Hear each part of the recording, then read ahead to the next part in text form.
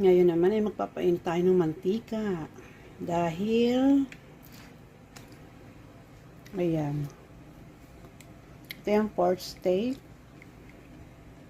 1,000,000 years ko nang binabad dyan, kaya malasang malasa na.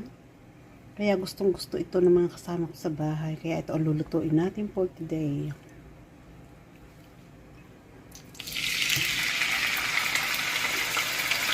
Ayan.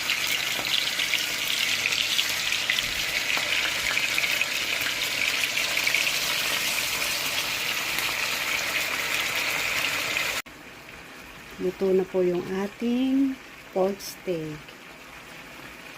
Inaabangan na to ng aking mga kasama. Naaamoy na nila yung bango. Sa pagprito pa lang mabango na. So ayan, okay na. Ready to eat na.